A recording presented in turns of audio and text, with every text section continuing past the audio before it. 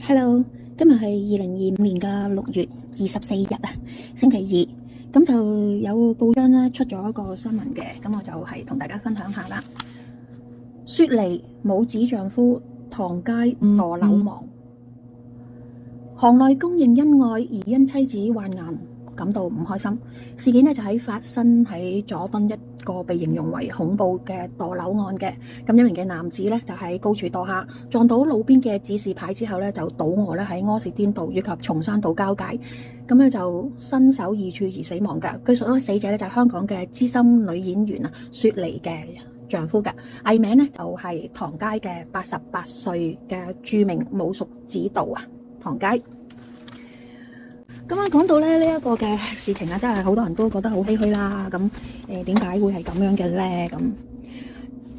咁今次咧，警方咧喺琴日咧5點就接獲一名嘅司機嘅報案啦，指一名嘅男子咧喺高處又墮下嘅，撞到路邊嘅指示牌之後咧就倒卧咧喺柯士甸道以及松山道嘅交界咧就身首異處噶，當場死亡噶。現場咧就遺留大灘嘅血跡啦，頭啊身啊都係分開兩處地點嘅。咁有市民葉先生咧就表示，佢話身咧分開兩處地點。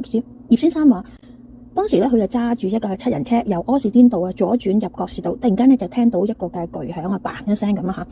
未幾咧就見到呢個擋風玻璃咧就沾有少量嘅人體組織，於是咧就停車檢查。咁啊經見咧車身咧就沾滿上大量嘅血跡。警方經調查後咧就估計死者咧係從上至一個天台嗰度係墮下嘅。咁現場咧就冇檢獲遺書嘅。好啦，咁啊15歲就入行啦，曾經咧指導咧多部嘅武俠片嘅。據說咧死者咧係香港嘅資深女演員雪梨嘅丈夫，藝名唐佳，88歲，著名嘅武術指導啊，藝名叫做黃棠啊。佢真名嚟嘅，黃棠係真名。咁咧佢同太太雪梨咧同埋個仔咧就同住喺呢個佐敦柯士甸道一個單位嘅。近期咧就雪梨咧就患癌啊，需要長期係入住呢個醫院接受治療啊。唐佳咧就懷疑因為妻子患癌感到唔開心咧，因而咧係自盡嘅。好啦。15歲入行，曾經指導多部嘅武俠片啊。據說死者就係一個香港資深女演員嘅雪梨嘅丈夫啦，就藝名唐佳啦。原名黃棠嘅唐佳咧喺1937年咧係生於澳門嘅，早年咧就喺澳門生活啦。15歲咧就隨住佢嘅師傅袁小田啦做呢一個嘅舞劇粵劇武師。19歲咧就拍電影啊。1963年嘅時候咧，唐佳咧就同劉家良師傅咧就合作啊，喺南龍北鳳嗰度做噶。1963年就做呢個嘅武術指導噶，之後咧就任呢個如來神掌啊、女殺手啊、女黑俠系列等多部嘅粵語武俠片同動作片嘅武指噶。據消息話咧，就近嚟咧雪梨患癌啊，需要長期入院啊接受治療啊。唐佳因而咧就感到唔開心。喺1960年代起咧，唐佳咧同劉家良咧就成為著名導演張徹嘅常用武術指導。及後咧，劉家良咧就喺1975年就晉升為導演嘅。咁就唐佳仍然咧係繼續做武術指導，直至到1980年代啊。唐佳拍攝呢個少林傳奇啊。1983年咧就有3闖少林啦。咁啊，1983年。以及咧呢一個嘅洪拳大師，即係1984年呢洪拳大師。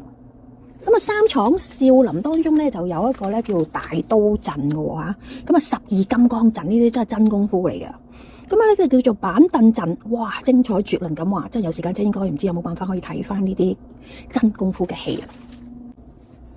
哇真係眼橋眼馬真功夫啊！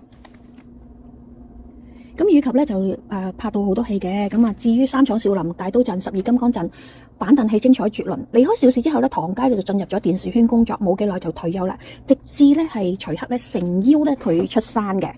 咁啊就再任電影啊青蛇啊，1993年嘅時候嘅武術指導。咦青蛇好似睇過 video 幾好睇嘅都係啊，唔錯㗎青蛇。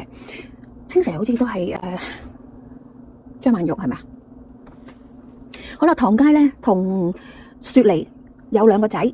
1980年代咧就淡出香港影視圈咧，就一度移民喺加拿大嘅。咁啊移咗去加拿大咧，就諗住喺加拿大嘅生活啦。咁啊及後咧，因為即係生活咧都係唔係咁適應啦。咁啊於是乎咧，啲仔大女大啦，係嘛？1990年即係10年之後咧，就因為家人唔適應當地嘅生活咧，就回流翻香港嘅。咁佢同雪梨咧係行內公認嘅恩愛夫妻啊！咁啊結婚半世紀仍然得嚟啊，洗滌情深啊！雪梨喺1997年就復出，加入咗無線之後咧，唐佳咧一直咧都話跟得老公啊，經常咧就陪太太咧就出入片場，就準備愛心靚湯啊咁，對老婆照顧有加。雪梨曾經指丈夫係佢嘅保鏢啊、經理人同埋阿四添啊，坦言自己性格十分野蠻，好彩每次爭拗之後咧，老公都會讓步。兩個人對上一次公開露面呢，就係去年嘅8月啦，當時咧陳國權啊，即係足球評述員何鑑江聚會嘅。咁啊，舞獅公會會長咧錢嘉樂咧就接受星島訪問嘅時候就表示，佢話經了解咧證實咧佐敦墮樓身亡嘅死者咧就係唐佳啦，但事發經過唔清楚，不過佢會尊重屋企人由佢哋發言同公告。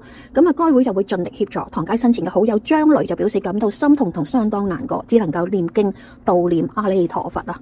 啱啱由內地回港嘅薛家燕啊，感到驚訝，表示擔心咧雪梨而家嘅狀況，擔心佢接受唔到，暫時亦都揾唔到咧寶珠姐。佢慨嘆話，好似傳聞當中雪梨真係生癌入院治療，咁佳哥應該要留低陪佢啊！唉，人生無常，最重要嘅係身體健康。佳哥真係好好人啊，我唔捨得佢啊！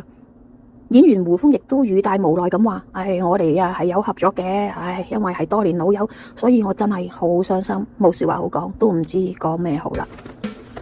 咁啊，好多人咧對佢咧都係悼念嘅。